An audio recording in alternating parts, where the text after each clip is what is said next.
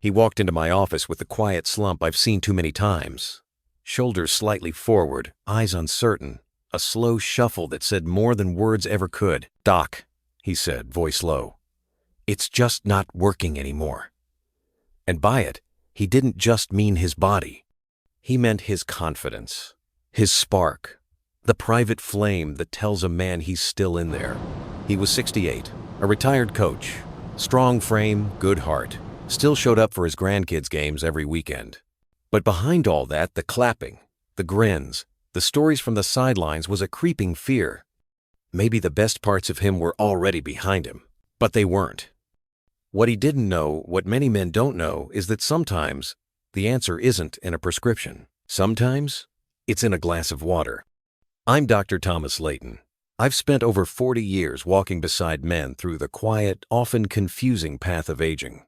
I've listened to retired soldiers, factory workers, teachers, fathers and grandfathers, men who once stood tall, but now feel worn thin.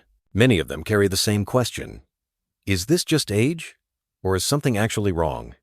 If that question has lived in you lately, if you've found yourself wondering why your body isn't responding the way it used to, maybe the answer is simpler than you think. And perhaps it begins with something so basic, so overlooked, we forget how much it matters. Water. But not just more of it, that's the part most folks miss. It's about how you give it to your body, with care, with rhythm, with respect. So if this message speaks to you, just type 1. If you're not quite sure yet, type 0. Either way, thank you for listening.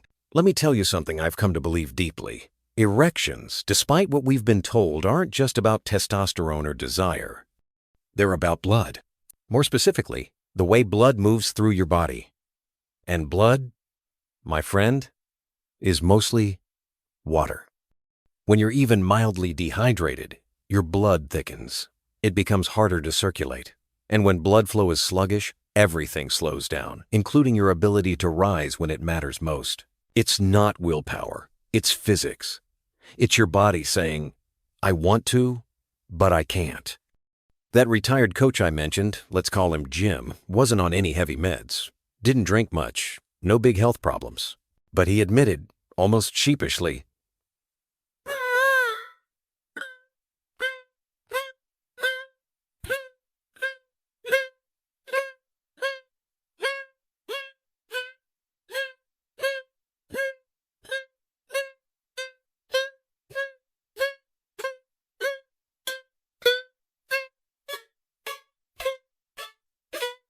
what I asked him to try wasn't dramatic.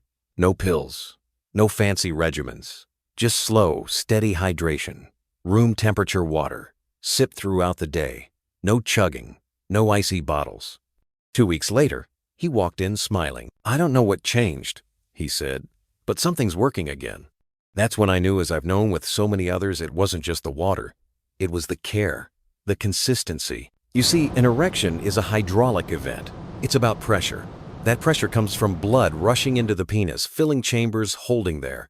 But if that blood is thick, slow, or struggling to move, the whole system collapses. And it doesn't take much dehydration to cause that. According to the Mayo Clinic, even a 1 to 2% drop in body water can reduce circulation and cognitive performance, which includes sexual function. It happens quietly, gradually. You don't feel thirsty, but your system is already in retreat. And here's what many don't realize. Your blood isn't just delivering oxygen. It's delivering hormones too. Testosterone, nitric oxide, nutrients. They all ride the river of your bloodstream. If that river slows, so does everything else. One of the most common things I hear from men is this. Doc, I still feel the desire, but the body isn't showing up. Before we go chasing lab tests or hormone therapies, I always start here. How are you drinking water? And more often than not, the answer is rushed, thoughtless, sporadic. Because no one ever taught us how to hydrate. We think of it like topping off a tank, just pour some in and go. But the body doesn't work that way. It's more like a sponge. You can't dump a bucket of water and expect it to absorb. You've got to be gentle. You've got to let it soak. I'll never forget Mike, a retired truck driver. Big guy, big hands, big personality. He laughed when I told him how water affects erections. Doc, he said, It's water. What am I supposed to do, pray over it? I smiled and said, No, Mike. But you are supposed to respect it. We started small. He stopped chugging from the fridge, started sipping room temperature water slowly throughout the day, Saturday down when he drank.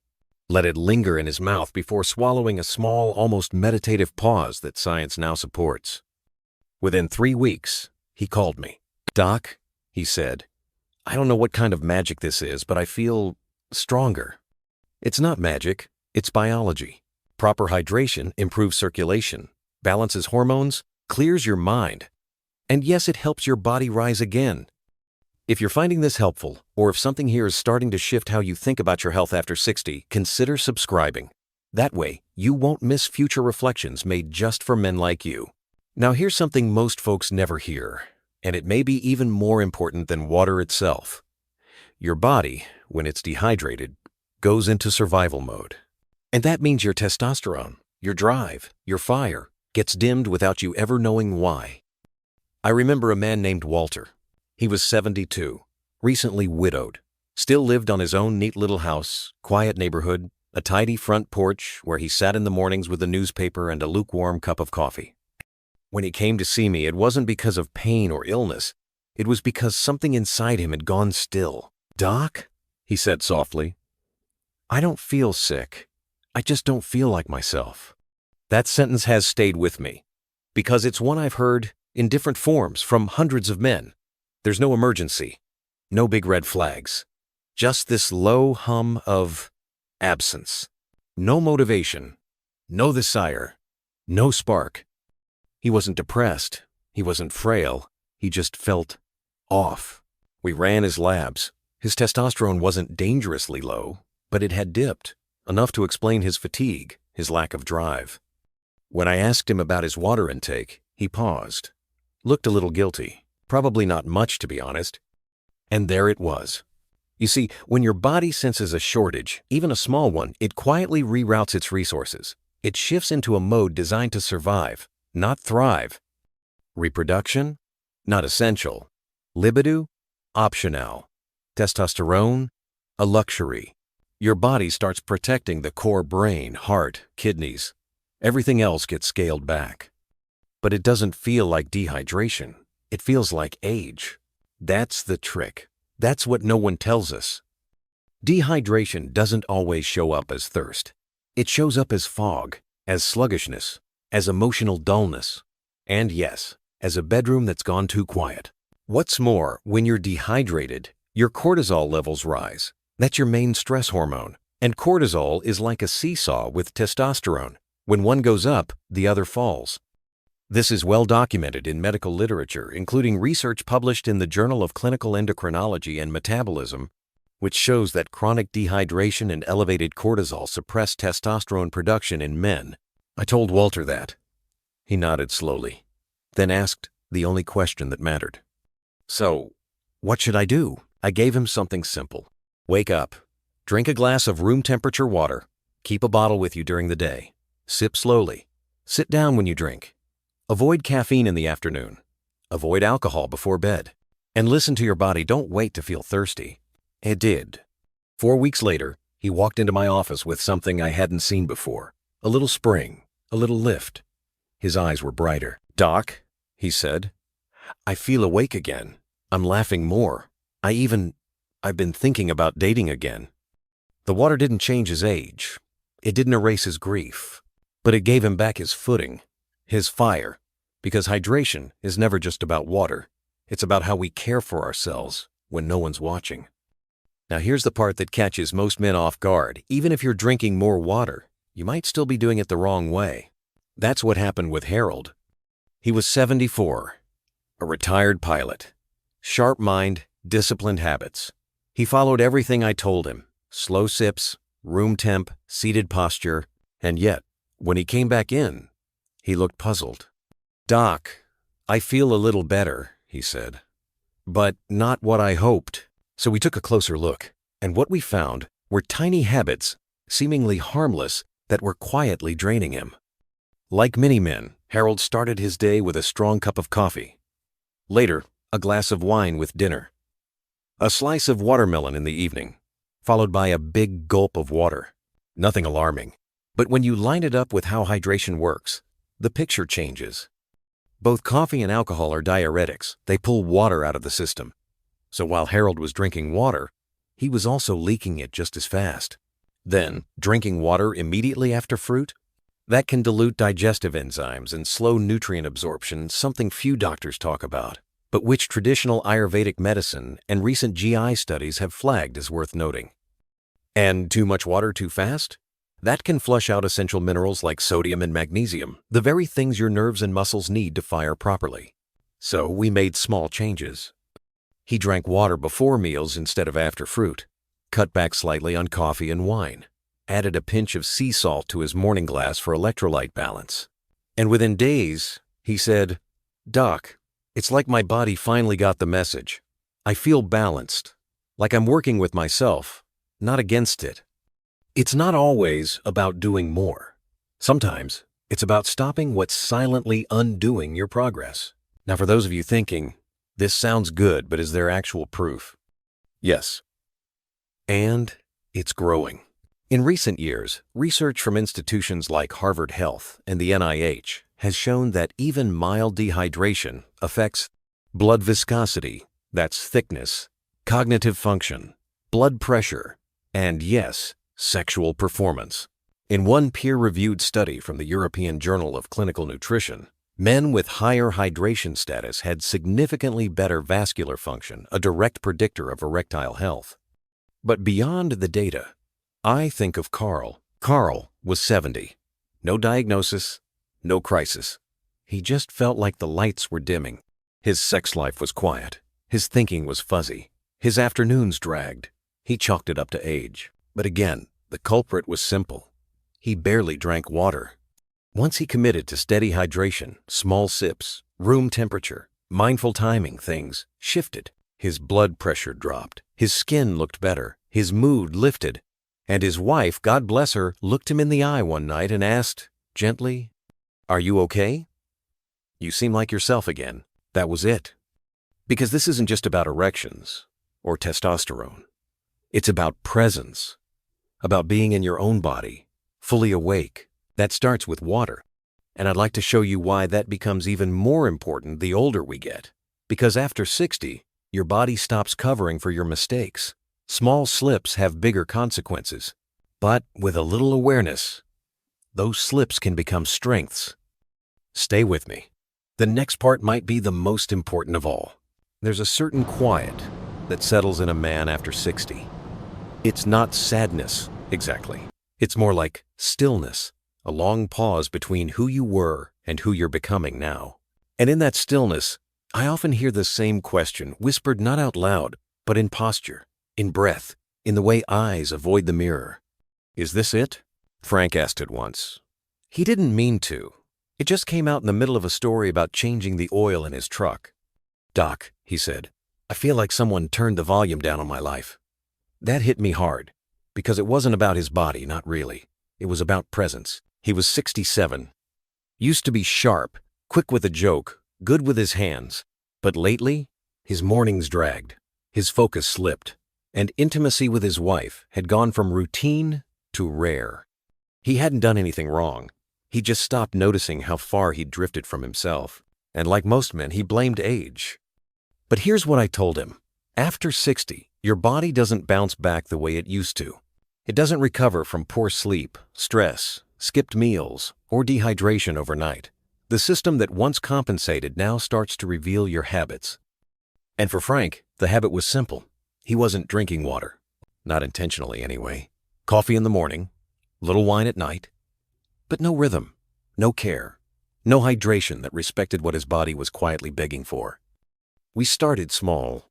1 glass of room temperature water upon waking, another with a pinch of sea salt by mid-morning, sips throughout the day, seated, no ice, and nothing to drink within an hour of bed. He didn't expect much, but 3 weeks later, he came in with a different walk. His words came quicker. His face had color. "I didn't realize how far I'd slipped," he told me, "until I came back to myself." And that right there is why I keep showing up for these conversations.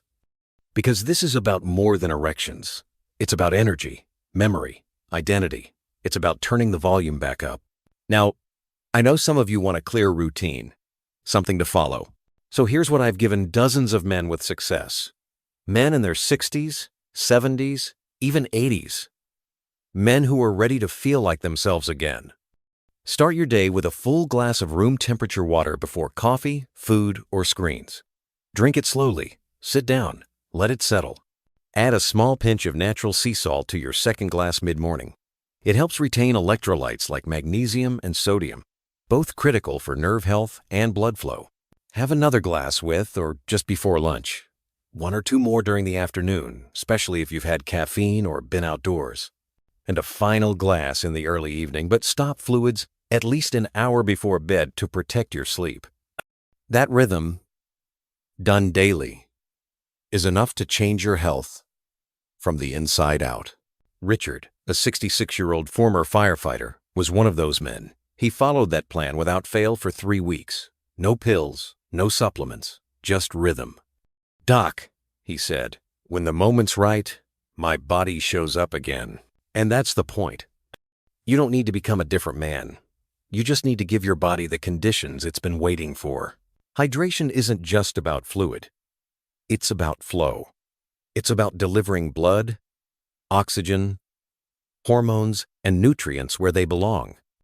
And one of the easiest ways to support that flow beyond water is breath, specifically nasal breathing. A few slow, deep breaths through the nose in the morning right after your first glass can stimulate nitric oxide. That's the molecule responsible for telling your blood vessels to relax and open up. It's your body's natural way of enhancing circulation. A study published in the American Journal of Hypertension showed that nitric oxide not only improves blood pressure, but also helps sustain erections by increasing blood flow to the pelvic region. And you don't need fancy tools. Just sit down. Inhale through the nose for about 4 seconds. Hold for a moment. Exhale through the nose again. Do it slowly. 4 or 5 rounds is enough. Greg, a 71-year-old retired carpenter, looked at me like I was crazy when I suggested it. "You're telling me to breathe?" He laughed. I said, "No, I'm inviting you to let your body remember how to function." He gave it 2 weeks. Hydration, breathing, rhythm. Then he came in with this soft smile and said, "Doc, I don't know what happened, but I feel like a man again, like my body remembers me." That's what this work is. It's not about fixing you. You're not broken. It's about helping your system remember who you've always been. And if you've read this far or listened this long, maybe part of you is ready to remember too. So here's my invitation. Try it. Tomorrow morning, start with water. Take a few slow breaths. Skip the rush. Let that be your anchor. You don't have to tell anyone. You don't have to prove anything. Just notice how your thoughts feel, how your body responds, how your presence returns slowly, steadily, like a sunrise that no longer needs to be loud to be powerful. And if it helps, if it starts to shift something inside you, maybe pass it on. Not in a speech, not in a big declaration, but in the way men share the things that matter. A quiet conversation, a look, a nod that says, "I get it. I've been there too." Because there are more men than you know walking around thinking their best years are behind them, but they're not. They're just dehydrated, disconnected, distracted from what matters. You can change that with water, with breath, with care. And if this message meant something to you, maybe keep walking with us. There's more to come, more stories, more science, more reminders that your story isn't finished. So start slow, sip steady, breathe deep, and come back to yourself one morning at a time.